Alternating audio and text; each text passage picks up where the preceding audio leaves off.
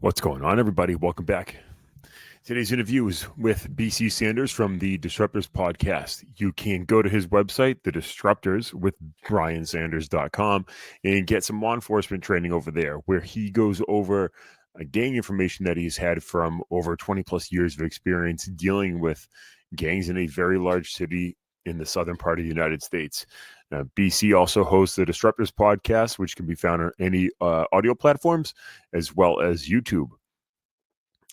With that being said, please go to pointmandefensivesolutions.com and check out what we have over there with the podcast.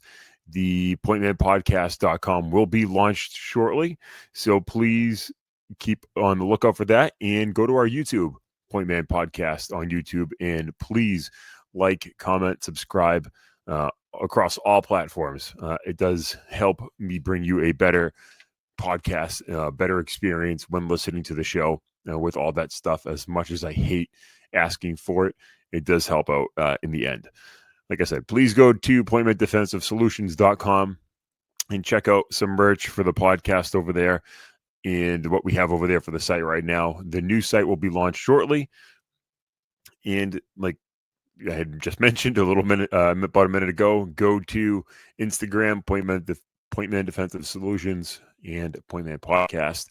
Like, comment, subscribe across all platforms. And with that being said, ladies and gentlemen, here's BC.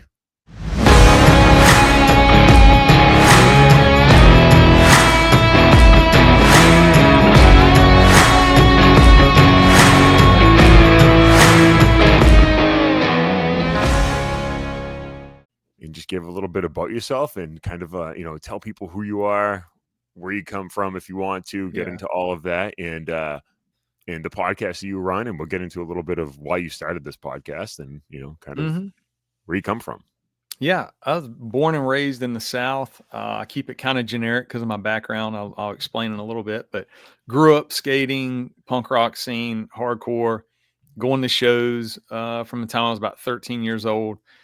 Every now and then had to run from the police doing stupid stuff when you're skating, So those were some of my first encounters that were pretty negative. And then I had a pretty decent encounter with a local officer who cut us a break because we were skaters.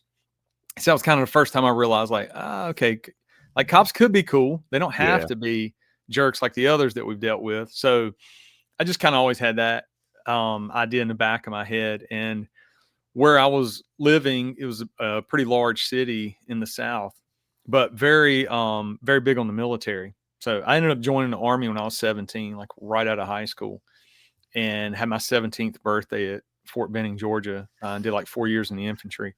Got out, went to college, got a psychology degree because I knew I wanted to be a cop, and I did not want to do criminal justice because I kind of felt like I'm going to learn enough of that in the academy. And got on with a very large police department in the South and worked until about a year and a half ago, and retired. But I worked patrol, did FTO, which is like field training for people listening. It's like training rookies in the car. Also did a lot of street level proactive units like district teams, where early on my first year we were running informants, jumping out of vans, working, buy, like back then they would call it buy bust. You basically do a drug buy and then jump out and snatch up the dealer. So I learned a lot of those skills early on. And the department I was in was just a lot of freedom to, if you snatch somebody up and they got a gun on them, you can take them back to the station, interview them, flip them into an informant. You're a crime fighter. You're not a paid secretary. Like, your job's not to go there and just take a report, and don't sit in a parking lot doing nothing. Just stay on the road, stop cars, get into stuff. So that kind of opened the door where I was starting to see Bloods and Crips, and then some Sereno cliques or separate gangs. And from then just took off with the gang stuff, started doing a lot more encounters. And then from that, developing informants and getting a little more information from each encounter, to where I would go, okay, this dude's wearing a red bandana, and this dude, an hour ago was wearing a burgundy bandana, but his burgundy bandana was on the left side of the body. This guy's on the right, So I just straight up asked people questions because I grew up in the same city. Like, I kind of built rapport with that first generation. just from like playing pickup games of basketball and knowing some of them's brothers and stuff like that. Mm-hmm. But they would give up info, and from there, I just started learning, a little bit about each gang. And I mean, to the point where in our city, we had about 22 separate sets of Bloods, about 8 separate sets of Crips, Gangster Disciples, Latin Kings, Vice Lords, multiple Sereno gangs, a little Norteño influence coming in, a lot of motorcycle 1%er clubs, So I was just kind of in and out of that, and then did homicide as a detective, then as a sergeant, then as a lieutenant over homicide, as well as like robbery and aggravated assault units. Did about 2 years on the FBI task force, and dismantled an East Coast blood set. Did some intel work for a while, drug unit, aggravated assault as a detective. So I had a lot of freedom and really, really enjoyed that career. Yeah. So that sounds like that's a long intro, but no, it sounds like it. You wouldn't, if you hated that career. To your point, you would have been out, and you wouldn't have wanted to expand, like, your knowledge and your skill sets and everything. And I think that that's definitely a well versed resume. You said you enlisted at 17. Mm-hmm. You turned 17 in boot camp, huh? No. Turned 18. I'm sorry. 18. If Okay. I said 17, I meant I signed when I was 17, like delayed entry. Gotcha. Okay. Like the minute I could sign up, this was coming, like probably about halfway through my senior year in high school. Okay. And the recruiter was like, basically, as soon as you can sign up. So I signed, and a few weeks after I graduated high school, I was gone to Fort Benning. About 18th birthday down there. Infantry. Yeah. Okay. Loved it, man. I always say this, and people are like, why are you always talking about, the makeup of your company? And I'm like, man, 10% of the company wasn't even born in America. That's how great the weird. Army is. It's strange. I wasn't expecting that. I mean, I don't know if you know my background at all. I enlisted at 29 and turned 30 in boot camp. So yeah. That's why you're in shape too. That's what I like anybody that says they're in the police work and stuff. I always like when they're in shape, mainly because of just the health issues. But it's pretty hardcore when someone's like going through basic in their late 20s, early 30s, where a lot of people are close to wrapping up, their first half of their career in the military. Yeah, it was an eye-opening experience, and it would have in a different way than it would have been when I was 18. And but like you said, getting back to your point, it's the amount of like the melting pot that they consider America, whatever. I saw it there, and it was phenomenal to just see that the people that were either getting their green card or could barely speak English and whatever it was, it was amazing to see that the different cultural diversity that is either in your platoon bay or because I've only done the reserve or in the guard stuff, but even then you'll still see it just on a smaller scale. But when you're there at basic or AIT and you see everybody coming from all different walks of life, it does say something about the military and how everybody is comes together and all of that. I thought it was interesting and very neat to see. Yeah, the cool thing is this is what. It's interesting what's been going on in the last probably, 10 years, 12 years in America. So obviously you hear my voice or my accent, really. I mean, I'm from the South. I just said it earlier. But this is the deal, man. Like where I went to high school in the city I lived in was about 60-40, about 60% white, 40% black. Mm-hmm. And then you started to see some population shifts from the West, from the North, and other countries in the city I was in. But for the most part, man, that's kind of how it broke down a lot in schools. And so nobody cared about like race. Like dudes weren't like caring about that. Nobody was fighting over if somebody's black or white. You know what I mean? Like everybody's listening to the music they dig. And so when I went in the Army, I loved seeing that as well. Like that was carrying on in the Army because all the drill sergeants are like, basically like, you dummies, y'all are all green. And I'm cleaning it up. We know drill sergeants love, but they're like, basically like, you're all green. You feel free to swear here if you want. You go right ahead. I know. I know it's hard not to sometimes, but it's like once you uncork it, it just and it just comes out. So I do that sometimes when I get to telling stories about the Army or police stories. And then I realized, like, oh my gosh, Yeah. like, I don't need to talk like that. But yeah, but the drill sergeants were just like, you're all green. Like, I Yeah. don't care where you're from. I don't care what country you're from. You all volunteered for this. So get ready. Like, no whining, no crying. And you're all going to be a unit and move as that. And like the first day you figure that out when you're stripped buck naked and all shoved into a shower, like grossly touching one another, just jammed in. And I just realized that at a young age, like, damn, like this is equality. Like everybody's equal. We're all like, Yeah. we have our names. And that was basically, they're like, well, for right now, you own your name. And we'll change that, which I became private shithead for like 2 days. Like I had to sign the like into cycle testing and stuff anyway. So, Yeah. but what I learned from those years was like these guys that were getting their citizenship and that were moving from other countries or had moved from other countries and they were really young. And man, they really were like, dude, the America is shit. Like, like America, you have no idea how great this is. And that 3 or 4 years they did in the Army set them up for life. I mean, they had a strong work ethic already. But like one of my buddies is worth millions. He's in the hardware industry. No shit. And when he joined, I mean, he and I are digging a fighting position when we first kind of met. And he's from Vietnam originally, moved to the US when he was 8, learned English. Wow. And by 17, he was graduating class valedictorian. Wow. In a city out in California. Yeah. Oh, dude, a great story. I always tell it. But he was like, the recruiter had told him, oh, yeah, we'll pay for your college. What do you want to do? And he's like, computers. That's all I want to do. He's like, cool. There's this thing called the infantry, and you're going to learn everything about computers. Yeah. The poor guy was like, like we haven't seen one damn computer. I'm like, hey, brother, you're not, man. You're going to master these weapons, and we're going to dig a whole lot of holes, man, and clean some equipment. But yeah, we're not going to be seeing computers. And this was, back in the 90s. Yeah. So anyway, he's like, well, screw y'all. He just started buying his own computers and disassembling them. And he's great, man.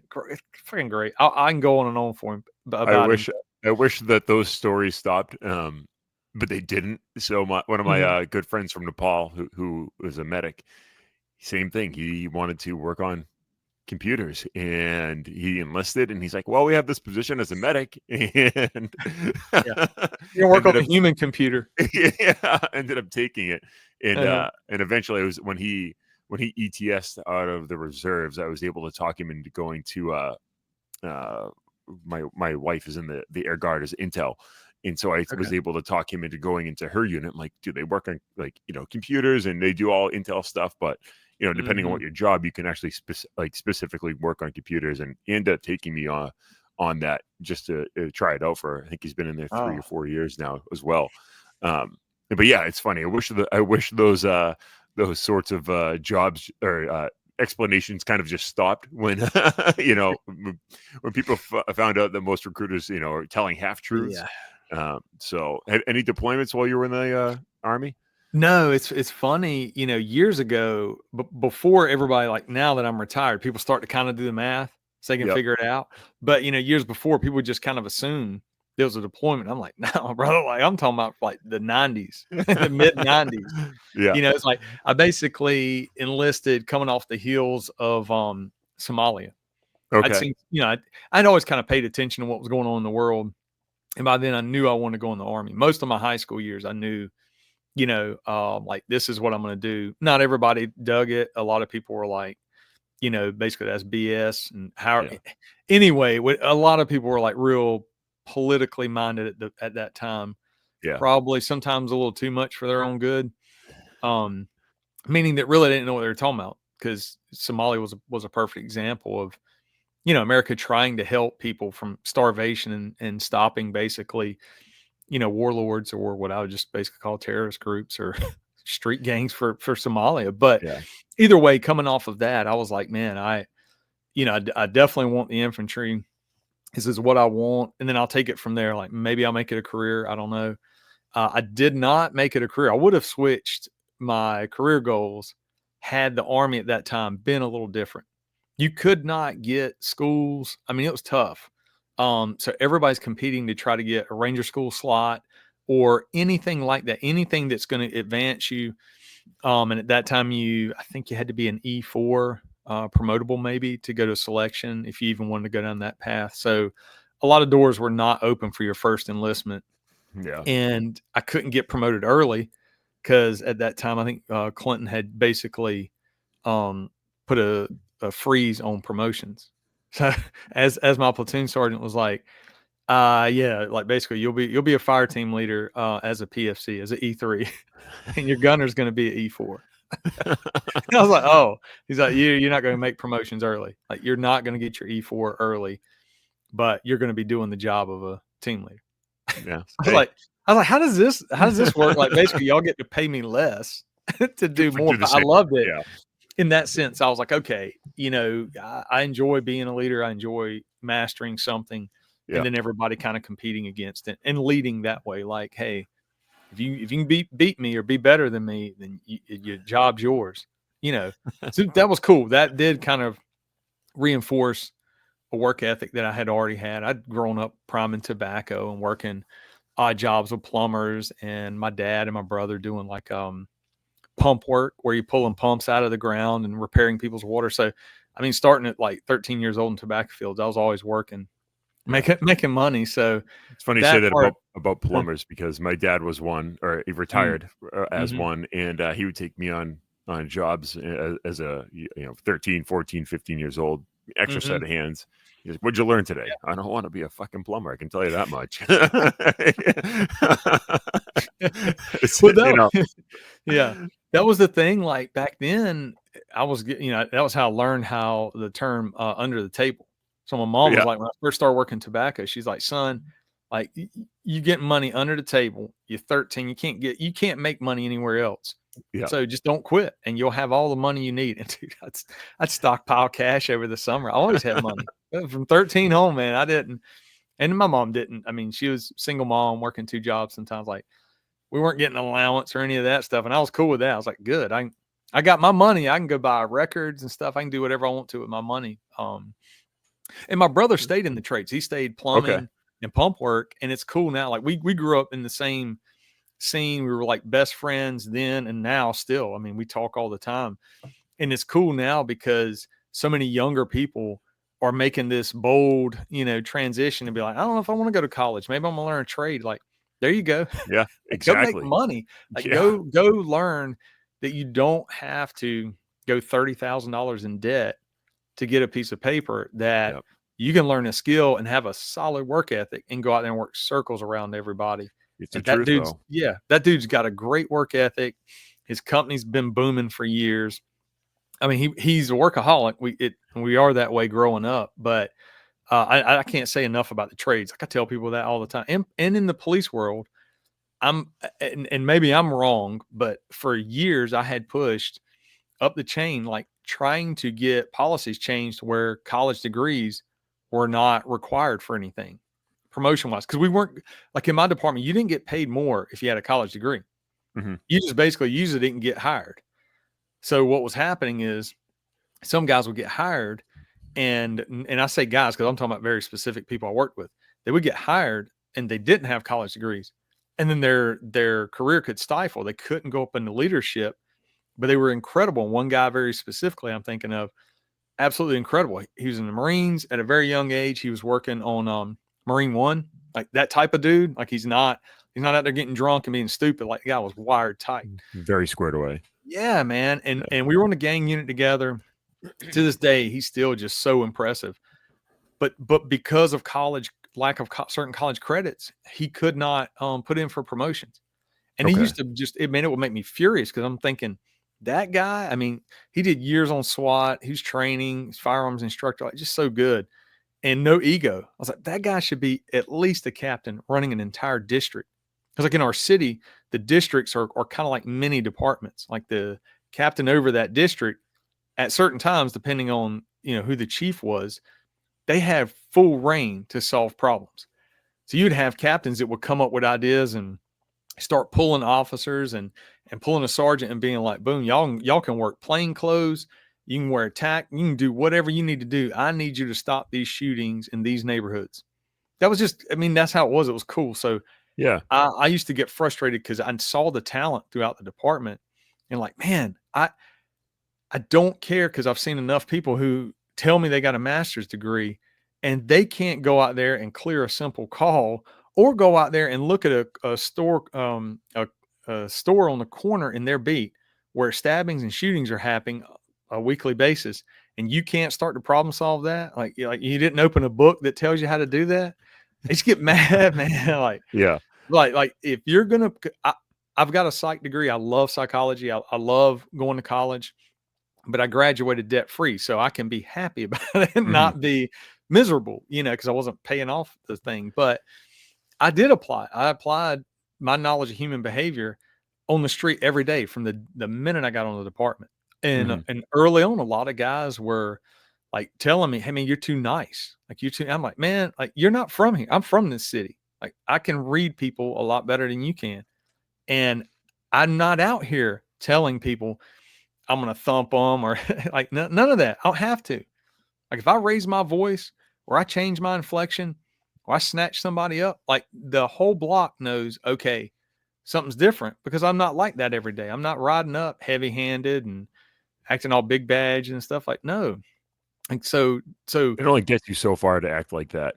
I've found, yeah. you know, we all have those guys that we don't want backing up on calls and all that Mhm. that come in heavy handed, and as the other officer on scene, probably before that one showed up, it was kind of like, oh God, Yeah. here we go. And depending on my mood, I was either into it or not, and depending on the call and all that sort of stuff. But Yeah. Here's it, here's a I love interrupting people too, so I go right ahead. apologize when I No, no, do you're it. fine.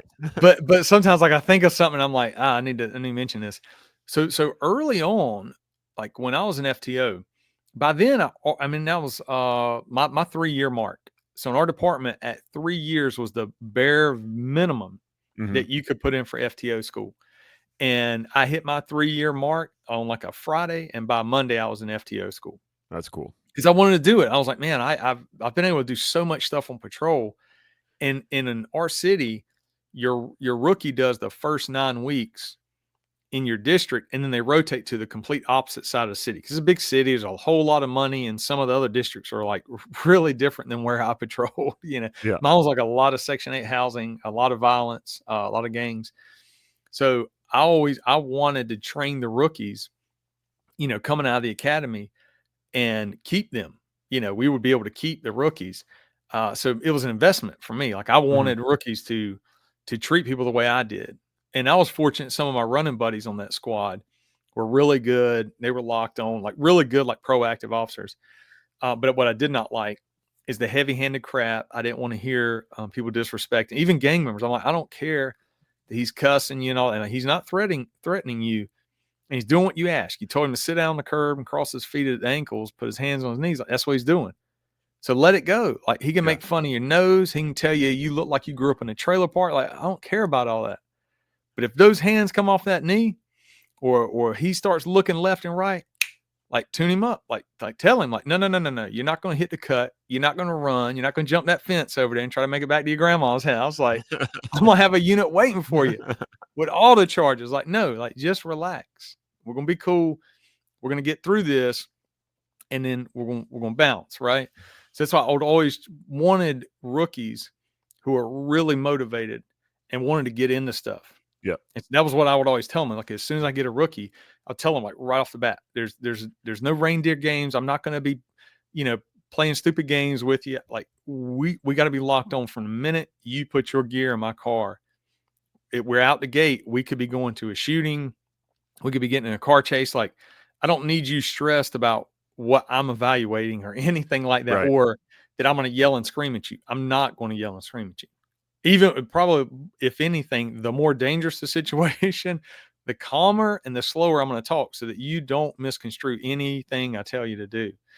So I had a rookie at this time, incredible guy. Like later, we worked together on the gang unit. Then he was a sergeant. And I brought him over to lead one of my homicide teams. We worked FBI task force together. I mean, just great dude, ego free, just good guy. But his first day on field training, throws his gear in the car, and I'm like, all right, get logged on. We're ready to roll. I mean, right out of the gate, we get subject with a gun, couple of subjects, walking down the street, whatever, and we coordinate, get over there, right out of the car. Hey, prone them out, dude. Draw your weapon. We're proning these guys out. We're going to frisk them. We'll go over why we're doing all this in a minute, but right now we're going hands on. So we do that, and they're all like blood gang members, and I won't bore everybody with the details about Bloods, but to prone them out, frisk them, document them. I was heavy into documentation. When you do these encounters, even if you're not charging anybody, you're not filing a report, we do what's called a field contact interview or field contact form. And it could also be gang contact form. But I'm like, hey, we're banging out, one on each of these guys. This is what we're looking for, documenting tattoos or clothing, everything. Because while we didn't find a gun, they probably had one earlier. They stashed it. They heard our engine coming around, because we're driving a Crown Vic back then. then. Crown Vic. I love you lay on that gas pedal, man. Those shoulders drop, and everybody just, all the officers know the backup's on their way and the cavalry's coming. So it was a great sound. Yeah. So we do that. We're done. We leave there. I don't know, maybe within an hour or two, we're getting, and we do other stuff. We're stopping cars, jumping on people, whatever. Like we bounce for 12 hours. Mm-hmm. But then like the next like major event we have is a kidnapping. A dude was running a brothel like out in this wooded area off of a main road. I mean, like you basically had to go about a half mile back in the woods, and it was a house. It was a legit brothel that they were rotating women. Like years later in my career, I actually worked with one of the transporters on a drug unit because he was also a drug informant, but his license was clear. So he and his vehicles were clear, but he would transport women all over the place, or men, like whoever needed to go from one city to the other. That's what he would do. Anyway, the owner of that brothel had a belt like full of cash, Velcroed around his body. And somebody had been doing their recon, and they knew he was heavy.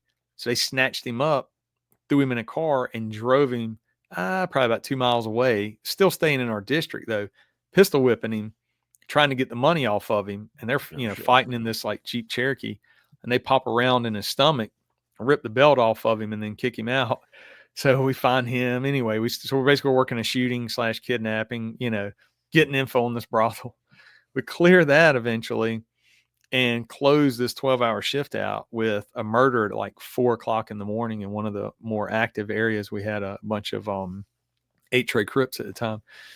And so we get there to the homicide, and he's just like, oh, man.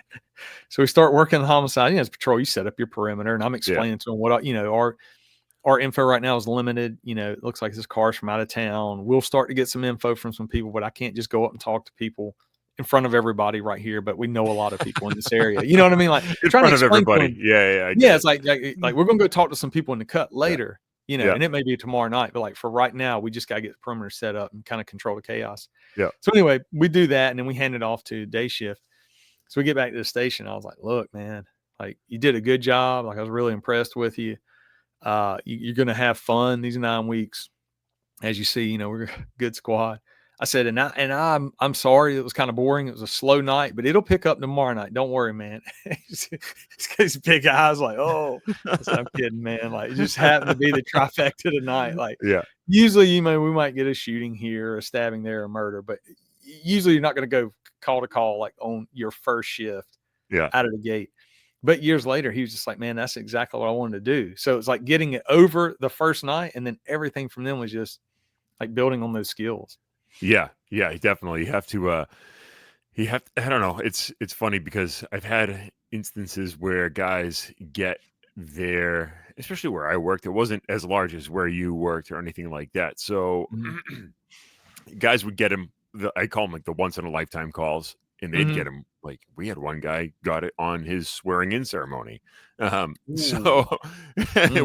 somebody got, shot right outside where he was getting sworn in, and the guys who were there watching it went out and ran out and took care of business. But it wasn't like that. But being an FTO, and it's hard to explain the need to want to get out there and get into cars. And obviously that's our job, and that's what a lot of us want to do. But especially nowadays when you're looking at police officers just sitting in the parking lot and all that sort of stuff, and they don't want to get out there because they feel like they're hamstrung either by their agency or Yeah. by the political climate that they're in. So it's hard to motivate as an FTO others that are getting out of the academy that, hey, let's get out there, because where you work right now, you can make your own work. And there's going to be hot calls that come in. They're going to be domestics. They're going to be stabbings, shootings on the, not say the rare occasion, but on the occasion, you get a shooting and a murder and all that.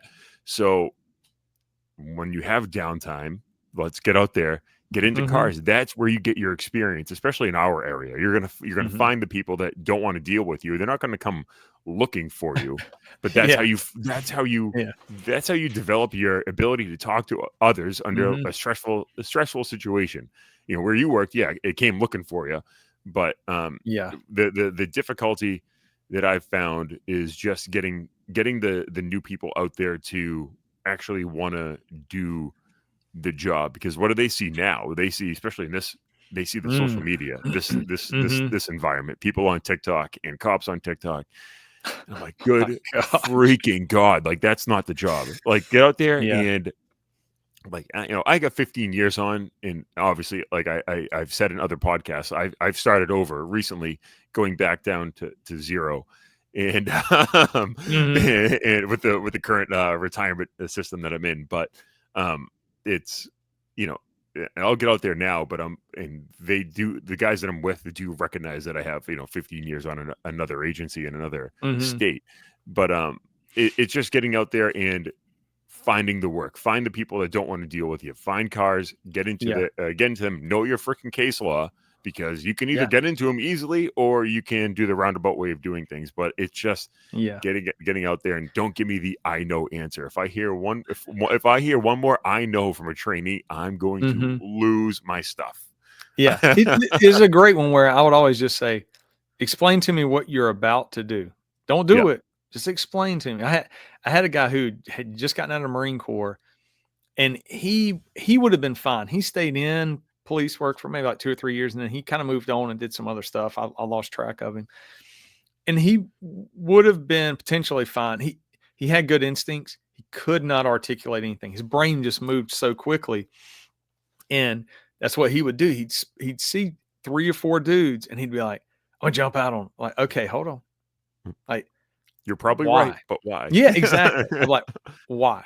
Because we can just about every dude that stands still in this district, we could probably jump out on. If you're watching them and you can articulate, but tell me what you got.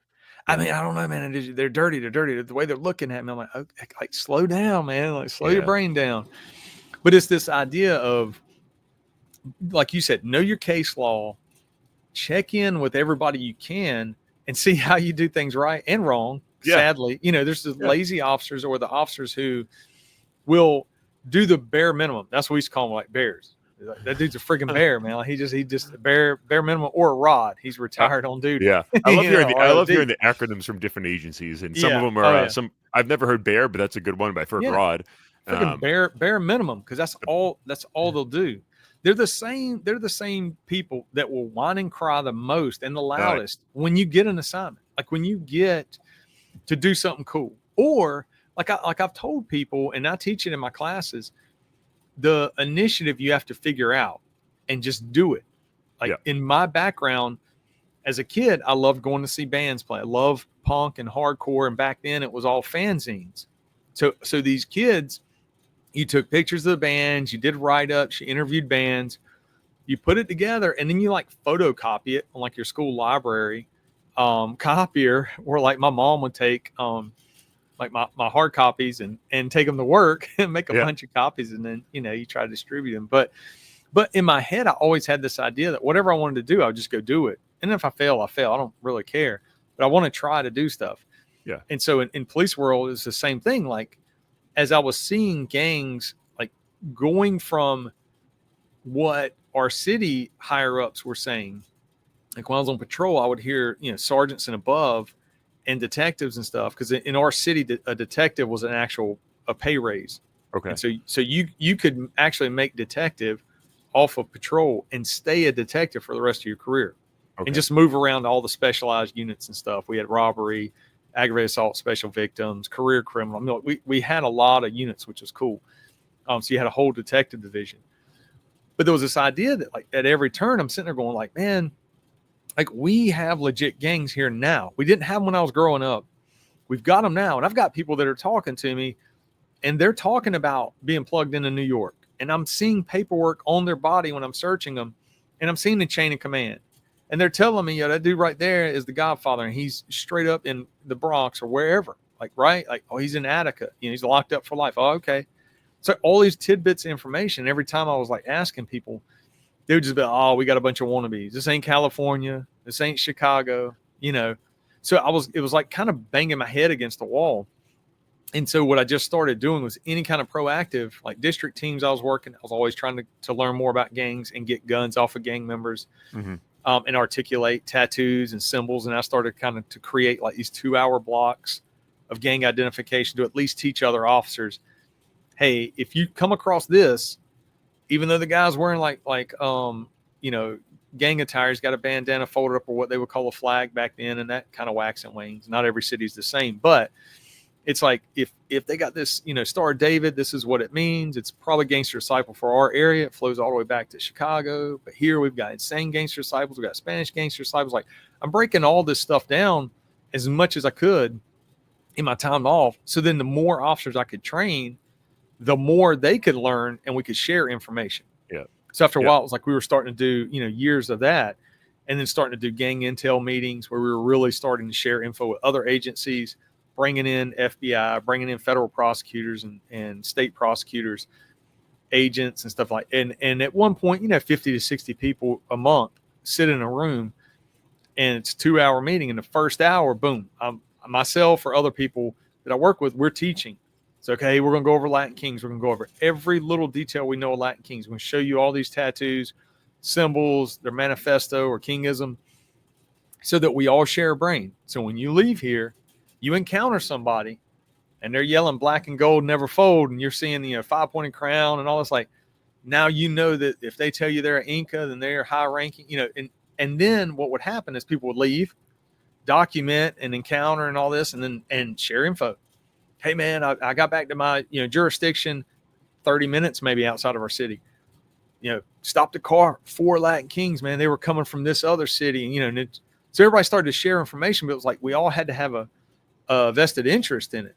Yeah. So now I would start to tap people and go, hey, look, like you're a patrol officer, but your area is eating up with 18th Street gang members. Like they're legit, they're transnational, and we got them here. And they're in a cycle of violence. Will you do me a favor and present on them at the next gang intel meeting?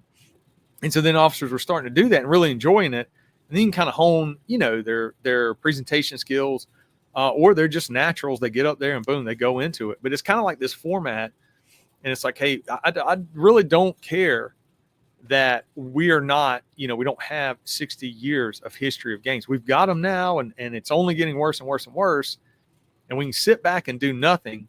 And then the city basically collapses. We're going to end up like these other cities, overridden with gangs, overrun with corrupt politicians, horrible policies. Nobody's going to want to be a cop. And that was kind of like that uphill battle. That's why I always tell people in the police world, like, treat it as you're just solving problems. And so you're going to have to, like, sometimes just be like, okay, I can be told no 100 times for something, but if I'm within policy and it strategically makes a whole lot of sense and I can articulate it properly, we're doing it. We're going forward. So even like I did about 6 months as a patrol sergeant. So I made sergeant while I was in homicide. So I was a detective in homicide a couple of years, and then made sergeant, and then went to patrol for about 6 months, then came back to the division to do gang intel or intel center. Gotcha. So those 6 months, that's what I would, tell these patrol officers, like, own your area. Like, when I check in as a sergeant, like, I'm here to see you do work so that when I write an eval, it's incredible. Like I want to put examples in there. I want to explain when I say you're an outstanding officer, I want to say because, and then I want to hit 4 or 5 highlights per category. And I want it being gun seizures. I want it being, foot pursuits, and you caught the person and you knew enough about the person to develop additional information about burglaries or whatever. Like, we got to keep moving, keep pushing. And so there was like one time we were in a foot pursuit, had a really good rookie, but he had not fully grasped that. So we're jumping fences and all that. Like I am not. I mean, they're calling it out. You know, like they're doing a good job calling the streets. But I mean, I knew that area. I was a rookie there. I did all my patrol there. Every unit I was on was always in that side of the city, and so I knew all the cuts. I knew the fences. So as he's coming around to this park and they're fighting in the parking lot, like actively fighting, I'm jumping a fence and then getting in the mix. And he's just like, whoa, where'd you come from? I was like, man, you got to know the cuts. Like, I'm not a marathon runner. I'm not going to be out here running for like 20 minutes on the radio. Like, I'm going to park the car here. I'm going to hit about 3 cuts, jump a fence, and I'm going to pop out right there at the park, So it's like this idea of also telling them, see your beat like you would a map. And as the officers, you encounter officers as they get technologically advanced and they're all about GPS and all that. And I'm like, that's cool. But you got to see your beat, your area, like from the top down. Yep, So you can coordinate when you're hearing people. You're chasing someone, you're jumping fences, whatever, you're clearing, the corners of houses and stuff. You're also hearing your units calling in streets and you're trying to set up your perimeter, or you're trying to tell them, hit that cut over here. He's going to pop out at his cousin's house. Let me know if there's a, whatever green Impala there. It's on blocks, but they usually put ARs and rifles and stuff in the trunk. Like, get eyes on that now. Like own it. Like, and you will enjoy it. Yeah. And so it was like that idea that if we were going to do something, we just do it. Like, we're going to start with, hey, you got a car stop. There's 4 people in there. We're not playing games anymore. Oh, buddy doesn't have a license. He's out. We're going to do it tactically and quietly, but we're pulling everybody out of this car and you're going to frisk them. You're going to do a car frisk. Like, this is getting ridiculous. And so it's like one of those ideas that, slowly you start to see at that time, like a lot of the officers pulling back a little bit. And it was cultural. It was, across the country. It didn't matter sometimes what our department was doing. All they had to do was watch 10 different YouTube videos of officers getting indicted for getting in deadly force encounters. And then they're like, well, I don't want to stop a car with 4 guys and everybody's squirreling around in there, and nobody's got a driver's license and nobody wants to give a real name. And, because they know now they're potentially creating a future news story. And that was kind of the uphill battle. Myself and others, we were trying to explain, like, but we're going to be good. Like, that's the thing. Like, if you're doing everything right, you're gonna be good in this city. Our prosecutors are not trying to crucify officers. It's happening elsewhere. Seattle, Portland, all these other cities, San Francisco. Like, and history will show they're doing everything exactly wrong, and we in the police world know that. Let's just hold fast. And my thing on patrol as a sergeant, I wanted to see officers put in for FTO. Mm-hmm. And a lot of them were expressing, you can't do that because now you're going to be stuck on the squad. I can't get transferred to K9 or gang unit or whatever, So that was my thing. It was just like, no, you've got to it's a skill push set, for FTO. Yeah. Push for FTO. Learn as much as you possibly can so that down the road, when you put in for sergeant, you're actually a good leader.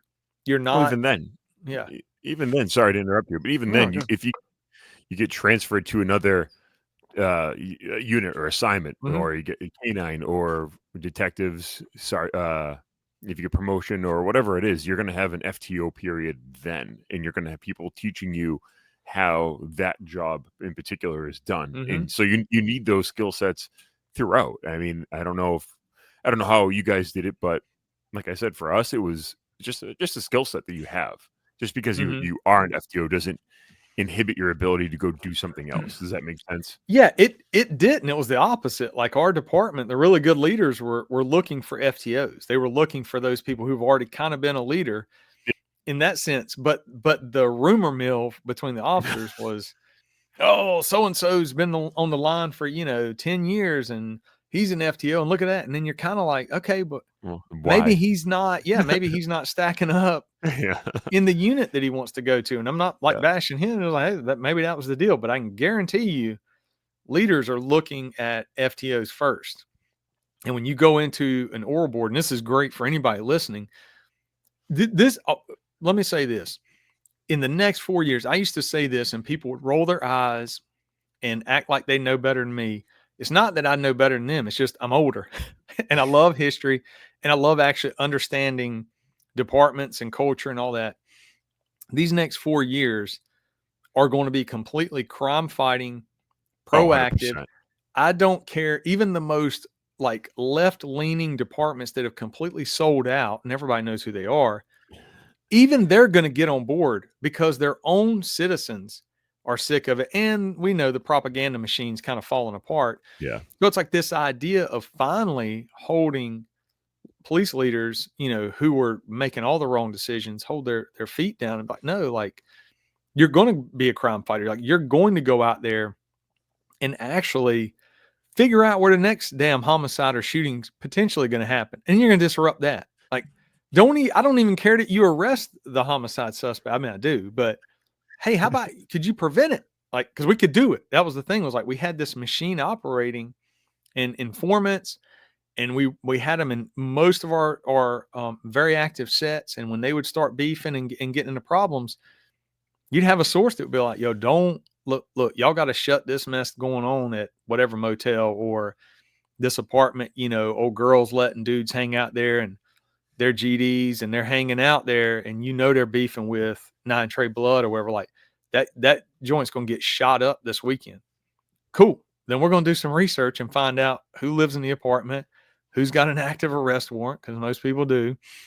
And then we're going to strategically arrest them at the beginning of the weekend. You know what I mean? And then we're going to debrief some people that live there and go ahead and explain to them, you have an option to squash this beef or not, or you're going to sit here and I'm going to tell you everything about your life so that you fully understand that people on my unit and the people who work with me know everything. And so our whole job is to keep you from getting killed, your grandmother or whoever, lives here from getting killed, and anybody else.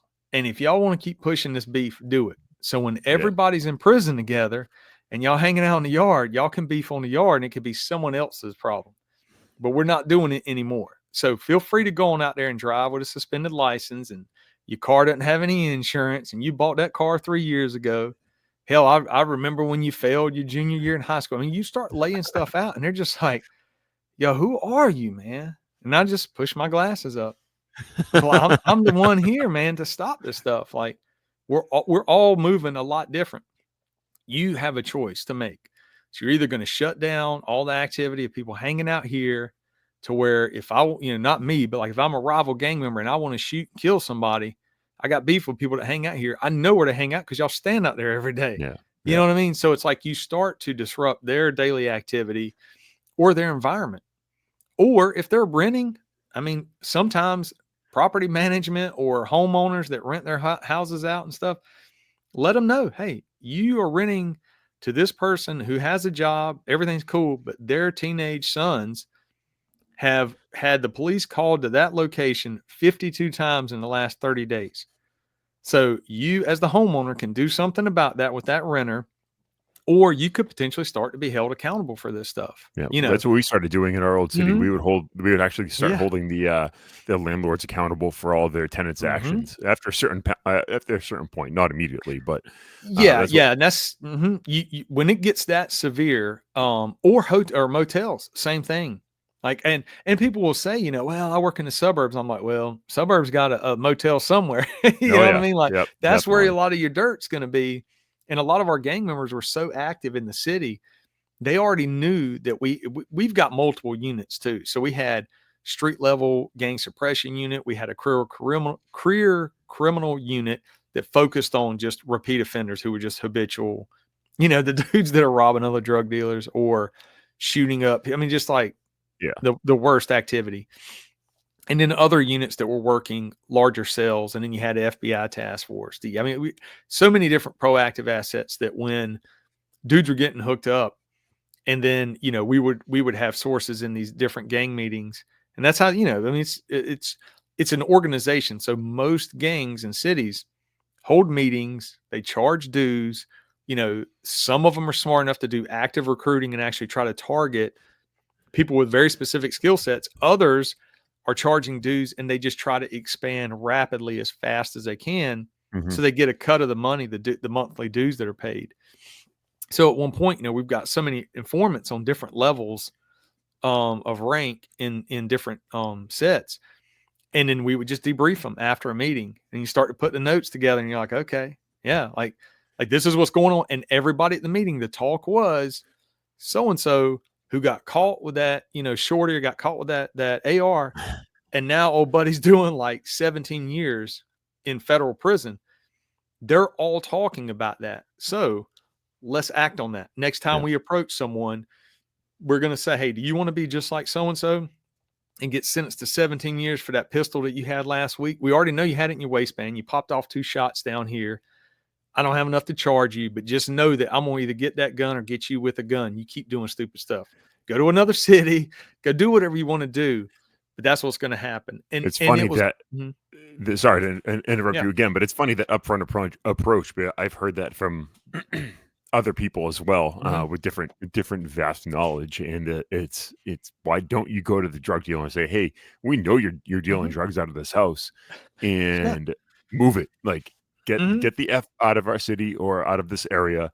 And we know what you're doing, and you're gonna get caught. And it's funny how the guy who it came from wasn't even a cop, a retired Navy guy, and it's just funny to hear that actually, other agencies, we wouldn't do it, because when you in our area, when you had that, there were definitely other task forces or agencies looking in on that person, and so obviously, as you know, if you don't deconflict, then you could get yourself in a lot of trouble. So I was pretty good at that. I would jump into something either as a patrol officer. In the gang unit, we did it too by accident. We didn't mean to, but we saw a dude that we did not recognize, and we were like, that dude's got that New York vibe. Yeah.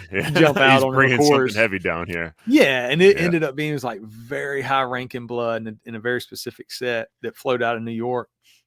And we had jumped out on him, and basically we were just giving him the thing like, hey, we know you're not from Raleigh. Like, we know you got rank, all that. Like, we can tell the vibe. You got to go, man. Like, you cannot be down here. Like, this is BS.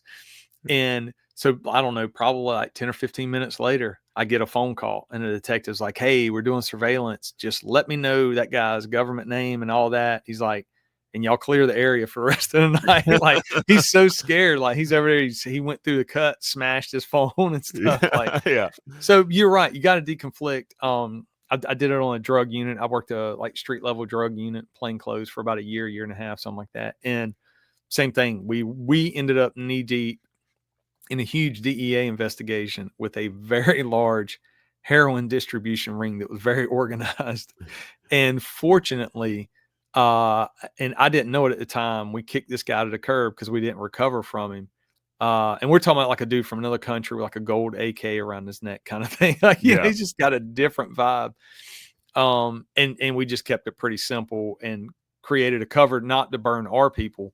Yep. And then got a phone call later, and the DEA's like, hey, you got to come to our office. We got to talk. And then they let us in, and we're like, cool, man. We didn't know that. Like, we had just stumbled on this. It would have been cool if y'all let us know, but I also understand that, like, you're not going to put your info out there either. So you're right. You got to play chess, and you got to kind of know what that play is going to be down the road. But definitely the straightforward approach, especially with violence, like that's my push, is always people are going to sell drugs. They're going to do all this stuff.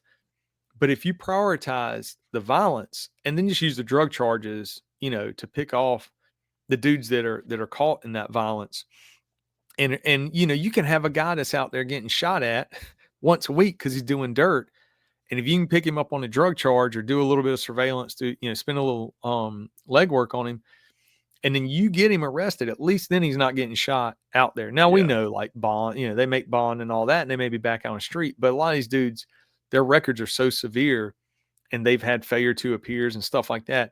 They get hit with a pretty decent drug charge. A lot of times they got to lay down just for a little while, for a month or two or whatever, until their bond gets reduced or somebody in the gang is willing to put up that much money.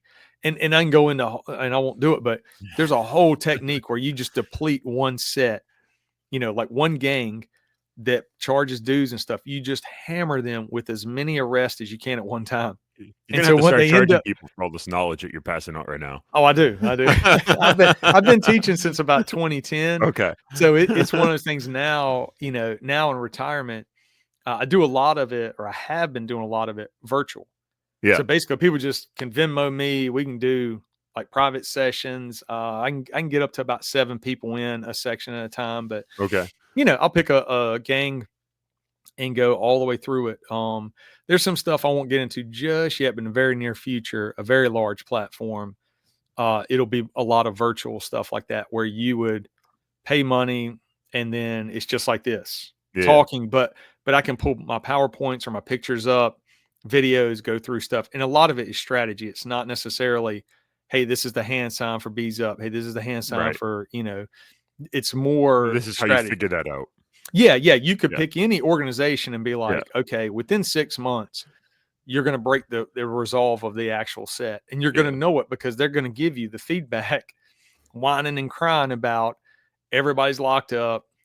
Nobody, is getting bond, yet they're still charging us dues. I don't want to pay my dues anymore because I'm not getting my return on it. You're like, yeah, cool. Keep staying in that gang, and I guarantee you, in about 3 or 4 more weeks, you're going to be with the rest of the people in the yard. You know what I mean? Or walk away. Like you can. This is the thing too with gangs. Like, not every gang obviously operates the exact same, but a lot of the protocols the same. Like you can leave a gang on good terms for very specific reasons. Mhm. Family issues. Sometimes people will have a kid that has special needs, and legit, like the gang will be like, "Yeah, bro, like you can walk away, man. Go take care of your family, whatever." Or just over time, they're not putting in a lot of work. They're not pushing for promotions. They're just kind of fading away. And there are other techniques that I don't talk about openly that I'll talk about with gang members, like how to do it in a different way. But Yeah. they can do it. It's not this old school, like blood in, blood out. You got to kill somebody to get in the gang, kill to get out, like that. For the most part, a lot of gangs realized, at least on the East Coast and in the South, that disgruntled workers are not good at all. Same thing in the police world. Like nobody Yeah. wants a disgruntled cop. So if you suck at one agency and then you try to leave and go to another, the word's out and people are gonna be like, I don't want to work with this person. Yeah. It's the same thing in the gang world. And then they flip sets too. So you'll have a dude that can be, out here, like on the East Coast, you've got a whole entire blood nations. So you can have like 9 tray blood, and that dude can flip to G Shine blood. Or you could have someone from the West Coast out here, this rolling 20s neighborhood blood, and they're out here and they're part of that organization for 2 or 3 years. And then somebody from Sex Money Murder flips them and says, hey, basically transfer over here to Sex Money Murder. We'll give you whatever 3-star rank. You can pull your people with you. You can keep collecting your cut of the dues. We'll take care of you. We move a lot different than they do. So it's a massive recruiting game. And it's that same way in the 1%er world too. Yeah. Yeah. We've Definitely. got pagans, Hell's Angels, everybody. They're doing the same thing. Dudes are legit dropping a cut in one club and picking it up in another club. And they're taking all that knowledge with the enemy club and taking it to their new club. And it's caused a lot of problems on the East Coast. I bet. I don't want to cut you short with all your knowledge and everything, because you're definitely you're spitting stuff that I haven't. Some things I have heard. I definitely haven't heard that that latest one about people leaving. One motorcycle club to go to another one, but just because of my lack of technology with the podcast, and I don't want the camera to shut off before we're done here. Tell me about your podcast. Give me the quick snippet of it. Not to cut you off, because I'm definitely going to have you on again if you want to come back and and come back on the show. But give me the quick version of the podcast, why you started it and where you are now, and kind of how you see it growing in the near future. Yeah, it's called The Disruptors with Brian Sanders. Straightforward. I interview anybody that I find interesting. So I've got former Nazi skinheads. One dude who's former Nazi skinhead who's now a firefighter, published author. Wow. Yeah. Gang members, blood gang members, Satan disciple gang member, former convicts. I got a good buddy. He did 18 years in prison. He's been on the show a few times. Mercenaries, had a Blackwater guy on. Military guys, undercover cops, had a dude that went undercover for probably like 10 years in and out of different white supremacist organizations, lining up some other people here in the future that are former criminal organizations, but in punk rock bands, dude. I interview, I don't know how many different band members I've had. Michael McCulligan, he's the original lead singer, Dropkick Murphys, and now is with Street Dogs for years. Former Boston firefighter. He's also an artillery unit in the Army, but he's a really cool guy, man. But yeah, so I interview people like that and have a good time, and kind of started it a couple of years ago for that reason. I grew up that way, talking to people and kind of a cast of characters around my dad, spending weekends with him and growing up with my mom. So I love talking to people, and that gives me an out. And then on Tuesday nights, I'm a co-host with my wife on Night Shift with Andrea Uplate. So she's got a show, and it's all true crime. So she'll pick a case and present it, and then her background is nursing. So sometimes she'll be able to explain a little more about the medical side that I'm not that bright about. But then I'll cover anything about protocol, missing persons, homicide investigations, crime scenes, stuff like that. But that's Tuesday nights live on YouTube. I like it, man. I like it. I have somebody interesting you might want to have. I'll once we sign off here, I'll bring that person up and talk about hopefully having her on that show. So, dude, so where can people find you on social medias, and how can they get a hold of you for training and all of that? Yeah, so I've got a pretty basic website, and it's just the Disruptors with Brian Sanders. And on there kind of describes some blocks, that I've got that are just a private video that people can pay, and it just covers basic gang stuff. And it gives a little more about my background, James Patterson book I was in and stuff that, just a lot of fun that I get to have. But on Instagram, it's _disruptors_podcast. And so for the most part, I put a lot of stuff out there, and I'm trying to get better about posting a lot more of the episodes, but they're on like Spotify, Apple, all that. Trust me, I get it, man. I suck at tech and social media stuff. So I also have a simple Gmail account, because a lot of people are like, dude, I don't mess around with, social media. So the Gmail account is just the disruptors.bc.ski at Gmail. And that's, if people want to shoot me ideas for guests, or they just want to ask questions or whatever. I mean, I'm not going to charge you to explain something, but reach out to me on Instagram. Like I've had people shoot me graffiti pictures and be like, hey, you're a long-winded joker. I don't need the whole story. Just tell me what the graffiti is, and I'll do it. Well, that's awesome. That's good to hear, man. Well, I appreciate you coming out today and dealing with my son who tore apart the studio beforehand. So you're good, man. I appreciate it. I'd like to have you back on again at some point in time. And for everybody, go follow BC on Instagram. Go to, is it the Disruptors with BrianSanders.com? Yeah. Okay, awesome. Go to the website and book any training. You have anything you want to close us out with, bud? No, dude, I like what you're doing. You're always positive. You got a great voice, by the way. I think a few people have told you that. You definitely got like that radio voice. So, just keep trucking along, dude. I love podcasts with legit people and not drama-filled losers. I appreciate that, man. Yeah, man. I appreciate that. All right, take care, bud. Bye, buddy.